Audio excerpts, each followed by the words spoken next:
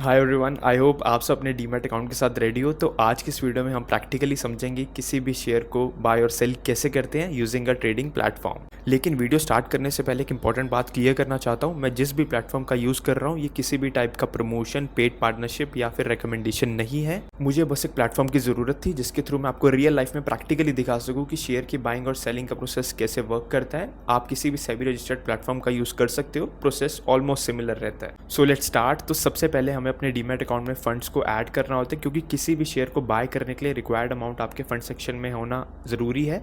और एक इंपॉर्टेंट बात, जब भी आपको शेयर को सेल करते हो तो उसका पैसा डायरेक्ट बैंक अकाउंट में नहीं आता, वो आपके डीमैट अकाउंट के फंड सेक्शन में रिफ्लेक्ट करता है, जहां से आप उसे विड्रॉ कर सकते हो। तो चलिए सबसे पहले देखते हैं कि फंड्स को ऐड और विड्रॉ कैसे करते हैं। तो सबसे पहले आपको ऐप ओपन करना है। जैसे ही आप ऐप ओपन करोगे आपको टॉप पर अपने प्रोफाइल पिक्चर दिख रही होगी, उस पर क्लिक करो। यहाँ एज यू कैन सी, तो जैसे ही आप उस पर क्लिक करोगे आपको फर्स्ट कॉलम में वॉलेट या फिर फंड सेक्शन मिलेगा। तो यहाँ से आप अपने फंड्स को ऐड और विड्रॉ कर सकते हो। जितना भी अमाउंट आप ऐड करना चाहते हो आप यहाँ से ऐड कर सकते हो, और विड्रॉ सेक्शन में जाके आप अपने फंड्स को विड्रॉ भी कर सकते हो। सपोज़ मैं 200 रुपीज़ ऐड करना चाहता हूँ, तो I will mention my value here via UPI और net banking. I can add my money by clicking on add money. उसके बाद यूपीआई या फिर नेट बैंकिंग अप्रूवल करने के बाद जो भी अमाउंट आप ऐड करना चाहते हो वो आपको वॉलेट सेक्शन में दिख जाएगा। तो अभी के लिए मैंने 200 रुपीज़ ऐड करे थे, तो you can C 200 rupees in my wallet section. So this is how you can add और विड्रॉ योर मनी। अब यहाँ एक इंपॉर्टेंट चीज़ याद रखना, जब भी आप किसी शेयर को सेल करते हो तो उसका अमाउंट आपको तुरंत फंड सेक्शन में शो हो जाता है, लेकिन आप उसे इमीडिएटली विड्रॉ नहीं कर सकते हो। इंडिया में जनरली T+1 सेटलमेंट फॉलो होता है, मतलब जो शेयर आज आप सेल कर रहे हो ना उसका विड्रॉल आप नेक्स्ट वर्किंग डे ही पॉसिबल होता है। ठीक है, ये चीज़ याद रखनी है आपको।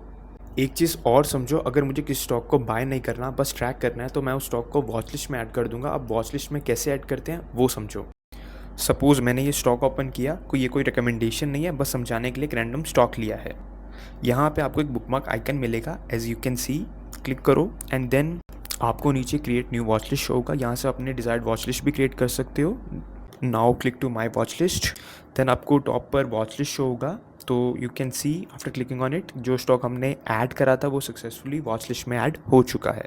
अब स्टॉक डिटेल पेज को समझते हैं, जहां आप शेयर का पूरा डाटा देख सकते हो और वहीं से आप बाय और सेल भी कर सकते हो। एंड यस, जो भी स्टॉक हम यूज़ कर रहे हैं वो कोई भी रिकमेंडेशन नहीं है, सिर्फ एक रैंडम स्टॉक लिया है समझाने के लिए। अब थोड़ा सा स्क्रॉल करोगे तो आपको ऑर्डर बुक दिखेगी। देखो, इसमें दो सेक्शंस होते हैं, एक होता है बिड मतलब बाइंग ऑर्डर्स, एंड दूसरा होता है आस्क मतलब सेलिंग ऑर्डर्स। सिंपल वर्ड्स में लोगों के बाय और सेल ऑर्डर्स होते हैं। अब इसके जस्ट बिलो आप देख सकते हो इन परफॉर्मेंस सेक्शन कि आज स्टॉक ने कैसा परफॉर्म किया है।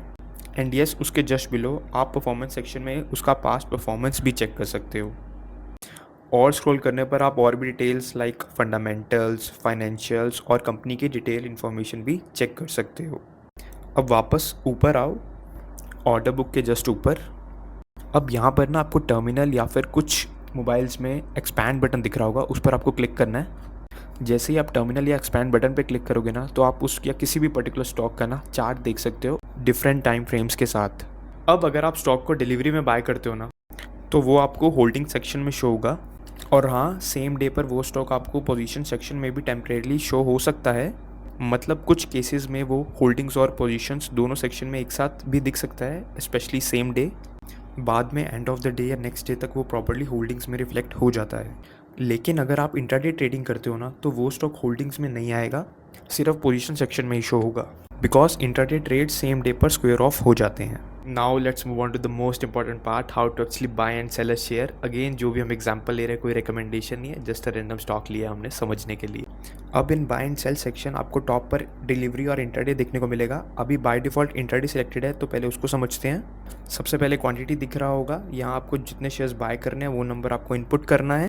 उसके नीचे आपको प्राइस ऑप्शन मिलेगा, अगर आप किसी स्पेसिफिक प्राइस पर बाय करना चाहते हो तो आपको लिमिट ऑर्डर प्लेस करना है, वरना क्लिक दिस एरो अगर आप मार्केट प्राइस पर बाय करना चाहते हो। अभी जो हम डिलीवरी को समझेंगे तो आपको प्रॉपर समझ आ जाएगा। अगर आप नोटिस करोगे तो शेयर का प्राइस नियर अबाउट 123 है, एंड नीचे मार्जिन रिक्वायरमेंट ₹25 शो कर रहा है। इट इज़ बिकॉज इंट्राडे में मार्जिन मिलता है, लेकिन ये स्टॉक टू स्टॉक वेरी करता है। अभी इस पर ज़्यादा ध्यान मत दो, जब हम इंट्राडे कवर करेंगे तब हम डिटेल में सब कुछ समझेंगे। नाउ स्टॉप लॉस का मतलब होता है कि स्टॉक इस प्राइस तक गिर जाए तो ऑटोमेटिकली सेल हो जाए, ताकि आपका लॉस लिमिटेड रहे। और टारगेट का मतलब होता है अगर स्टॉक इस प्राइस तक पहुंच जाए तो प्रॉफिट बुक हो जाए। अब आपको स्टॉप लॉस के जस्ट नीचे ट्रेल का ऑप्शन दिख रहा होगा। जैसे जैसे स्टॉक प्रॉफिट में आ जाता है आपका स्टॉप लॉस भी ऊपर मूव करता रहता है। इस पर्टिकुलर चीज़ को ओवरव्यू की तरह लो अभी जब हम इंट्राडे कवर करेंगे तो आपको प्रॉपर अच्छे से समझ आ जाएगा। अच्छा, एक चीज़ और, क्वांटिटी के जस्ट आगे एनएससी के साइड में आपको एक एरो दिखाई देगा, उस पर क्लिक करके आप स्टॉक एक्सचेंज को चेंज कर सकते हो। जैसे एनएससी या बीएससी दोनों एक्सचेंज पर जनरली सेम प्राइस ही होते हैं, आप किसी भी एक्सचेंज पर कंफर्टेबली ट्रेड कर सकते हो। अब डिलीवरी ट्रेड लेकर देखते हैं। जस्ट एक डेमो ट्रेड है समझाने के लिए, तो I will go with 1 quantity. अच्छा, अगर हम लिमिट ऑर्डर प्लेस करते हैं जिस भी टाइम मार्केट उस प्राइस तक आता है तो ऑर्डर ऑटोमेटिकली एग्जीक्यूट हो जाता है, और अगर वो प्राइस मार्केट क्लोज होने तक हिट ही नहीं होता तो आपका ऑर्डर ऑटोमेटिकली कैंसिल हो जाएगा। अभी हम मार्केट ऑर्डर पर ही ट्रेड लेते हैं। नीचे आपको बाय के जस्ट ऊपर अप्रॉक्स रिक्वायर्ड शो होगा, उस पर क्लिक करके आप क्या ब्रोकरेज क्या चार्जेस लग रहे हैं वो सब कुछ चेक कर सकते हो। Now to place order we will click on buy, click again for confirmation. You can see buy order placed. Now top पर आपको होल्डिंग शो होगा, वहाँ पर आपको क्लिक करना है तो आपको अपने पोर्टफोलियो में ये शेयर विजिबल होगा। क्योंकि हमने डिलीवरी में शेयर को बाय करा है तो इसलिए हमें होल्डिंग में शो होगा। तो नीचे आप देख सकते हो कि हमारा मार्केट प्राइस क्या चल रहा है शेयर का, हमें कितने रिटर्न्स मिल रहे हैं, हमारा इन्वेस्टेड प्राइस क्या था और हमारा करंट प्राइस शेयर का क्या चल रहा है। तो आप ये सब कुछ यहाँ से देख सकते हो। और अगर हमने इस शेयर को इंट्राडे में बाय करा होता तो आपको पोजीशंस में शो होता। तो इस तरह से हम शेयर को बाय करते हैं। अब अगर मुझे शेयर को सेल करना है तो इसका एक तो स्टेप है कि आप उसको सर्च करके सेल कर सकते हो, या फिर आप उसको डायरेक्टली अपने पोर्टफोलियो से भी सेल कर सकते हो। उसके लिए आपको क्या करना है, आपको शेयर के नेम पर क्लिक करना है। जैसे आप उस पर क्लिक करोगे तो आप इसके स्टॉक डिटेल पेज पर आ जाओगे, एंड यहाँ से आपको टॉप पर सेल पे क्लिक करना है। जैसे आप सेल पे क्लिक करोगे तो आपको उसके जस्ट बिलो क्वांटिटी के आगे क्वांटिटी अवेलेबल दिख रहा होगा, क्वांटिटी अवेलेबल 1, क्योंकि हमारे पास इसका सिर्फ 1 ही शेयर है तो हम एक ही शेयर सेल कर सकते हैं। एंड हम जिस भी प्राइस पर या मार्केट प्राइस या लिमिट प्राइस पर सेल करना चाहते हैं तो हम उस प्राइस को यहाँ मेंशन कर देंगे। एंड अगर कोई लिमिट प्राइस पर सेल करना चाहते हैं तो वो लिमिट प्राइस मेंशन करेगा। अभी के लिए मैं मार्केट प्राइस पर सेल करना चाहता हूँ तो I will choose market, and after that मैं सेल पर क्लिक करूँगा। हो सकता है सेल पर क्लिक करने के बाद आपको टी-पिन कन्फर्मेशन या फिर DDPI का ऑप्शन दिखे। मैंने ऑलरेडी DDPI सेटअप करा हुआ है तो हमारा सेल ऑर्डर प्लेस हो चुका है। एंड यस, टी-पिन या DDPI एक सिक्योरिटी वेरिफिकेशन होता है। अगर DDPI एनेबल नहीं किया तो हर बार सेल या बाय करते वक्त आपको टी-पिन वेरीफाई करना पड़ेगा। अब होल्डिंग्स में हमें वो शेयर विजिबल नहीं होगा क्योंकि हम उसे सेल कर चुके हैं। और ऑर्डर्स में जाके आप उसके ऑर्डर स्टेटस को देख सकते हो कि हमने किस प्राइस पर उसको बाय करा है और किस प्राइस पर उसे सेल करा है। तो आई होप चीज़ें बहुत अच्छे से क्लियर हुई होंगी। हमने सभी चीज़ों को बहुत ही अच्छे से प्रॉपर्ली समझा है। अगर वीडियो अच्छा लगा तो do like share subscribe, and that's it for today. See you in next session. Till then take care and stay consistent.